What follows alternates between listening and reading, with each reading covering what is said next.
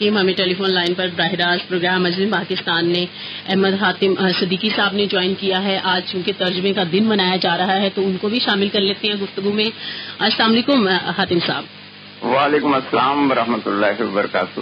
سر بہت شکریہ آپ نے اپنا قیمتی وقت دیا. آج چونکہ عالمی سطح پر 30 ستمبر جو یوم ترجمہ ہے وہ منایا جاتا ہے تو سر حاتم صاحب آپ فرمائیے گا اس دن کی اہمیت, کیونکہ دیگر علوم کی جب ہم بات کرتے ہیں تو اس کی سمجھ آنا کتنا ضروری ہے اور کتنا ضروری ہے کہ ہم اس کے ترجمہ کر کے سمجھ سکیں تاکہ ہم دنیا میں کہیں پیچھے نہ رہ جائیں. یہ آپ نے بالکل درست فرمایا ہے. اصل میں علم جو بھی حاصل کیا جاتا ہے یا کم از کم ابتدائی سطح پر ہمارا بچہ جو علم حاصل کر سکتا ہے وہ اپنی زبان میں علم حاصل کر سکتا ہے. یعنی بچہ علم اسی زبان میں حاصل کر سکتا ہے جس زبان میں وہ خواب دیکھتا ہے.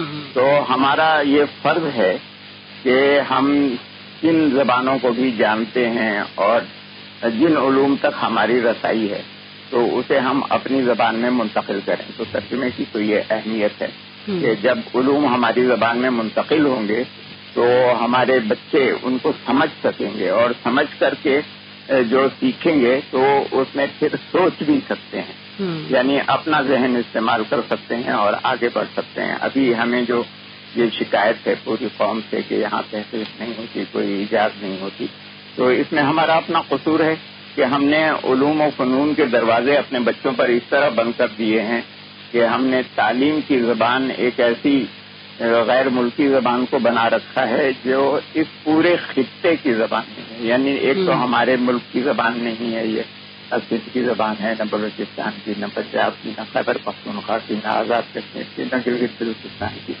اور پھر آپ ارد گرد بھی دیکھیں تو جتنے بھی ارد گرد ہمارے ممالک ہیں وہاں عربی بولی جا رہی ہے, فارسی بولی جا رہی ہے, روسی زبان بولی جا رہی ہے, چینی زبان بولی جا رہی ہے. تو کہیں کی بھی یہ زبان انگریزی نہیں ہے. تو یہ اس زبان کو ہم نے اپنے بچوں کی تعلیم کی زبان بنا رکھا ہے. تو اس کا نتیجہ یہ ہے کہ ہمارے بچے رٹتے ہیں, علم حاصل نہیں کرتے, نمبر لے لیتے ہیں لیکن علم حاصل نہیں کرتے. یہ ہمارا فرض ہے کہ ہم دیگر زبانوں کے جو علوم ہیں ان کو ترجمہ کریں اپنی زبان میں اور اپنے بچوں کو سمجھیں. تو یہ اس دن کی اہمیت ہے. حاتم صاحب یہ بتائیے گا کہ آپ نے بات کی جو تعلیم ہے اس حوالے سے اگر آپ دیکھیں تو ترجمہ نگاری جو ہے ایک جس زبان کا ترجمہ کیا جا رہا ہے اور دوسرا جس زبان میں ترجمہ کیا جا رہا ہے, یہ دو زبانیں جو ہیں وہ ترجمہ کرنے والوں کو ان دونوں پہ عبور ہونا چاہیے. کئی دفعہ ایسا ہوتا ہے کہ جو ترجمہ کرنے والا ہے اس کا ایک زبان پہ تو عبور ہے جس میں وہ ترجمہ کر رہا ہے, جس پہ نہیں ہے, جس سے وہ ترجمہ کر رہا ہے اس پہ اتنا عبور نہیں ہوتا. تو اس کی وجہ سے بھی مسائل پیش آتے ہیں. جیسے ایک فوزیہ نے ابھی واقعہ بیان کیا اور اسی حوالے سے ایک واقعہ بتایا جاتا ہے میخائیل گورباچوف اور صدر بش کے درمیان ملاقات کے دوران کے جو تخفیف اسلحہ کے حوالے سے تھی اور اس دوران ٹرانسلیٹر نے ایک لفظ کا غلط ترجمہ کر دیا اور مسائل پیدا ہوئے, اور بعد میں ٹرانسلیٹر نے میخائیل گورباچوف جو روسی صدر تھے انہوں نے صورتحال کو سنبھالا اور ملاقات کے بعد ٹرانسلیٹر نے باقاعدہ اس بات پر معذرت کی. تو صدر بش کا یہ کہنا تھا کہ آپ کے ایک لفظ کی وجہ سے دنیا کو تیسری عالمی جنگ میں دھکیلا جاتا تھا. یہ صورتحال بھی ہے. تو کیا آپ سمجھتے ہیں کہ اردو جو ہے وہ اتنی ترقی کر چکی ہے, کیونکہ اب بھی اردو میں بہت سارے الفاظ جو ہیں وہ انگریزی کے یا دوسری زبانوں کے استعمال ہوتے ہیں, اور ویسے بھی اسے لشکری زبان کہا جا سکتا ہے, کہ ہم جو تعلیم ہے اس کو مکمل طور پر اردو میں دیں اور بچوں کو مستقبل کے مطابق تعلیم دے سکیں؟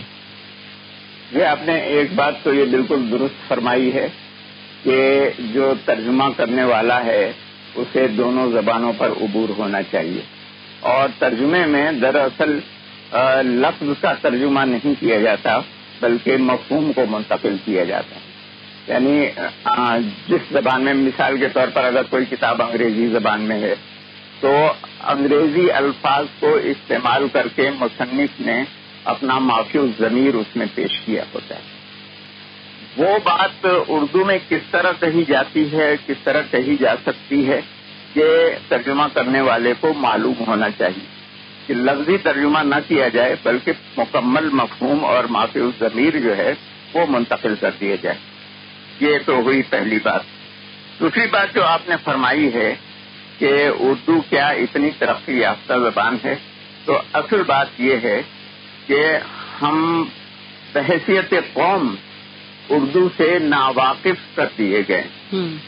اور ہمارا جو اس وقت یعنی جو ہمیں منظر نظر آ رہا ہے کہ ہمیں میز اور کرسی کہنا بھی نہیں آتا, ہم ٹیبل اور چیئر کہتے ہیں. تو ایسی صورت میں اردو الفاظ سے ہم کیسے مانوس ہوں گے؟ ہم وزیر اعظم نہیں کہتے, پرائم منسٹر کہتے ہیں, عدالت عظمیٰ نہیں کہتے, سپریم کورٹ کہتے ہیں, ہائی کورٹ کہتے ہیں, عدالت عالیہ نہیں کہتے. تو جن لوگوں نے یہ الفاظ نہیں سنے ہیں تو وہ یہ کہیں گے کہ جی سپریم کورٹ اور ہائی کورٹ اور پرائم منسٹر کے لیے اردو میں کوئی لفظ ہی نہیں ہے. جی. تو ہمیں اپنے بچوں کو اپنے ذخیرہ الفاظ سے آگاہ بھی کرنا ہے. اور اردو میں دیکھیے, میں آپ کو بتاؤں کہ 1924 میں جب ابھی ٹیلی ویژن ایجاد ہو رہا تھا تو اس وقت جامعہ عثمانیہ میں اس آلے کا ترجمہ دور نما کر لیا گیا تھا. اچھا. لیکن وہ ہم نے استعمال ہی نہیں کیا. ہم نے ہمیشہ ٹیلی ویژن یا ٹی وی استعمال کیا, دور نما کبھی استعمال نہیں کیا. تو ہم نے یہ فرض کر لیا, اور ظاہر ہے کہ آج کی نسل یہ سمجھے گی کہ ٹیلی ویژن کے لیے اردو میں چونکہ کوئی لفظ نہیں تھا لہٰذا ہم نے ٹیلی ویژن استعمال کیا. تو ہمیں جاننے کی ضرورت ہے.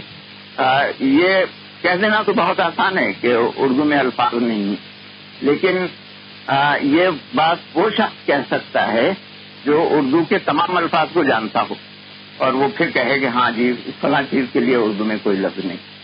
تو پہلے الفاظ سے واقفیت حاصل کی جائے, آگاہی حاصل کی جائے. لغات بھری ہوئی ہیں ہماری, یعنی اردو کی کتابوں سے کتب خانے بھرے ہوئے ہیں. اور میرے پاس 1925 کی ایک ایسی کتاب ہے نظریہ اضافیت پر. نظریہ اضافیت جس کو آج کی نسل جو ہے اسپیشل تھیوری آف ریلیٹیوٹی کے نام سے جانتی ہے, نظریہ اضافیت پر 1925 میں چھپی ہوئی کتاب ہے اور یہ پشاور سے چھپی ہے. اور اس میں ایک لفظ بھی انگریزی کا استعمال نہیں کیا گیا ہے. یہاں تک کہ جس چیز کو آپ فارمولے کہتے ہیں وہ فارمولے بھی اردو زبان میں ہیں. تو ایسا نہیں ہے کہ اردو کوئی جو ہے وہ بالکل نئی زبان ہے اور اس کے دامن میں ذخیرہ الفاظ نہیں ہے. ہم ناواقف ہو گئے ہیں بلکہ کر دیے گئے ہیں. اب تو صورتحال یہ ہے کہ اردو رسم الخط بھی استعمال نہیں ہو رہا ہے. اب KHANA آپ لکھتے ہیں اور آدمی سوچتا رہ جاتا ہے کہ اس کو کھانا پڑھوں یا خانہ پڑھوں. تو ناواقفیت بڑھائی جا رہی ہے. اس کے نتیجے میں ہمیں اپنی ہر چیز جو ہے وہ کمتر محسوس ہوتی ہے. تو یہ قومی مزاج ہمارا بن گیا ہے کہ نہ ہمیں اپنی زبان اچھی لگتی ہے, نہ اپنا لباس اچھا لگتا ہے, نہ اپنا ملک اچھا لگتا ہے, نہ اپنی قوم اچھی لگتی ہے. ہر چیز دوسروں کی اچھی لگتی ہے. تو بھی ہمیں تبدیل کرنا ہے. ترجمے کا مطلب یہ نہیں ہے کہ ہم پوری کی پوری تہذیب اور اقدار اور عقائد اور نظریات اور ثقافت کو منتقل کریں. ترجمے کا مطلب یہ ہے کہ ہم علوم اور فنون سے استفادہ کریں اور اپنا تشخص جو ہے, اپنا وقار, اپنا فخر, یہ سب کچھ برقرار رکھیں. تو یہ ان خطوط پر ہمیں کام کرنا ہوگا.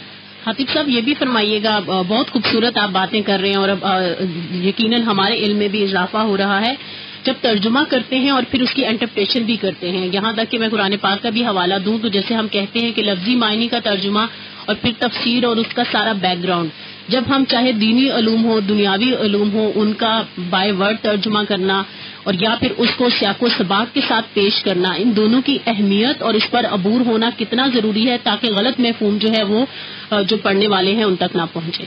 جی بالکل, آپ نے درست فرمایا. میں یہ عرض کر چکا ہوں کہ ایک تو ہے لفظی ترجمہ, اور دیکھیے قرآن مجید کا ترجمہ کرتے ہوئے ابتدا میں لوگ ڈرتے تھے کہ اللہ کے کلام کا ترجمہ کر رہے ہیں تو ہم کہیں کوئی اپنی بات نہ کہہ جائیں. تو اس لیے اس میں وہ لفظ بلفظ کرتے تھے. تو آپ کو جو پرانے ترجمے ملیں گے تو پرانے ترجموں میں رواں عبارت آپ کو نہیں ملے گی. اس طرح ملے گی, نہیں ہے کوئی معبود سوائے اللہ کے, اس طرح. جبکہ آپ کو آج جو عبارت ملے گی وہ یہ کہ اللہ کے سوا کوئی معبود نہیں, رواں عبارت ملے گی. تو لفظی ترجمہ جو ہے وہ مفہوم کو منتقل نہیں کرتا. اس وجہ سے پہلے لفظی ترجمے کیے گئے, پھر اس کے حاشیے لکھے گئے, پھر تفسیر لکھی گئی. تو اب اسی طرح جو علوم و فنون کی کتابیں ہیں ان میں بھی ہمیں لفظی ترجمے کی ضرورت نہیں ہے. مثال کے طور پر ہم ایک یہ جو آج کل لیپ ٹاپ بہت عام ہے. اب لیپ ٹاپ کا آپ لفظی ترجمہ کیا کریں؟ اس کو آپ دستی کمپیوٹر کہہ سکتے ہیں کہ یہ ایک پورٹیبل کمپیوٹر ہے جو ایک جگہ سے اٹھا کے دوسری جگہ لے جایا جا سکتا ہے. لیکن یہ میں نے مثال پیش کی ہے. یہ میرے کہنے کا مقصد یہ نہیں ہے کہ اس کا ترجمہ ہم دستی کمپیوٹر کر ڈالیں. یہ ترجمہ کرنے کا اختیار ہونا چاہیے کسی ادارے کو. جیسے ہمارے ہاں مقتدرہ قومی زبان تھا جو اب ادارہ برائے فروغ قومی زبان ہو گیا ہے. کسی ادارے کو اختیار ہونا چاہیے اور وہ پھر رائٹ کرے. میرے علم میں یہ واقعہ ہے کہ جب موبائل فون ایران میں آیا تو مارکیٹنگ سے پہلے انہوں نے روک دی اس کی مارکیٹنگ کے نہ ابھی اس کو بازار میں نہ لائیں. اور ان کے جو ماہرین تھے وہ بیٹھے اور انہوں نے یہ معلوم کیا کہ یہ آلہ کیا ہے, کس کام آتا ہے. تو پتہ چلا کہ یہ جو ہے اس کو آپ کان سے لگائیے اور جتنی دور چاہے آپ بات کر لیں, یہ دور کی گفتگو سنائے گا. تو انہوں نے کہا کہ اچھا کان یعنی گوشت سے لگایا جائے گا. تو وہ انہوں نے اس کا نام رکھ دیا گوشی. اور آج ایران میں کوئی موبائل فون نہیں کہتا, سب اسے گوشی کہتے ہیں. تو جب ایک اصطلاح یعنی وہ وہاں روشناس ہی گوشی کے نام سے ہوا, موبائل فون کے نام سے روشناس نہیں کیا گیا. تو اصطلاح کو عام کرنے کے لیے اگر ہر شخص اپنا اپنا ترجمہ کرنے لگے تو وہ نہیں عام. کوئی بااختیار ادارہ ہونا چاہیے اور خاص طور پر جو ہمارے سرکاری ادارے ہیں, ریڈیو پاکستان ہے, پاکستان ٹیلی ویژن ہے, ان کو سند ہونا چاہیے. اور پہلے میرے علم میں ہے, میں ریڈیو پاکستان کراچی میں پروگرام کرتا رہا ہوں, کہ وہاں افراد رکھے جاتے تھے جو ترجمہ بھی کرتے تھے اصطلاحات کا اور لوگوں کا تلفظ بھی درست کرتے تھے اور زبان و بیان پر بھی نظر رکھتے تھے. تو اس وجہ سے ہمیں آج کل کچھ پرانی اصطلاحات مل جاتی ہیں, نشریات وغیرہ, خبر نامہ, اس طرح کے. یہ پرانے لوگوں کا کیا ہوا کام ہے. ورنہ آج تو آپ دیکھیے کہ نیوز بلیٹن ہے, بریکنگ نیوز ہے, یعنی ایسا محسوس ہوتا ہے کہ اردو میں کوئی لفظ ہی نہیں ہے. ڈاکٹر صاحب آپ نے یہ بات بالکل درست کہی کہ لفظی ترجمہ جو ہے وہ ہمارے کام نہیں آتا. اب یہ کمپیوٹر کا ایک آلہ ماؤس ہے, تو ماؤس کو ہم اگر اردو میں چوہا کہیں تو وہ بات نہیں بنے گی. تو ہمیں اس کا مفہوم جو ہے وہ اردو میں منتقل کرنا چاہیے. یہ دیکھنا چاہیے کہ یہ آلہ کیا کام کرتا ہے, تو اس کے لحاظ سے کرنا چاہیے. تو آپ کی بات بالکل درست ہے کہ ہمیں مفہوم منتقل کرنا چاہیے, لفظی ترجمہ نہیں کرنا چاہیے.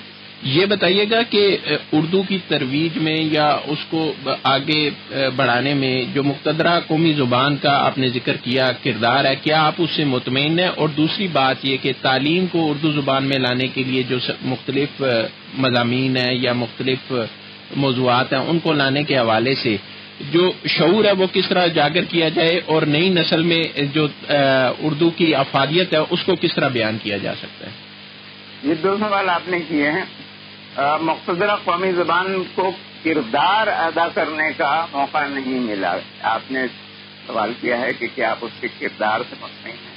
تو کردار تو وہ ادا نہیں کر سکا. اس کی وجہ یہ کہ پہلے یہ اتھارٹی تھا, نیشنل لینگویج اتھارٹی تھا, مقتدرہ قومی زبان تھا.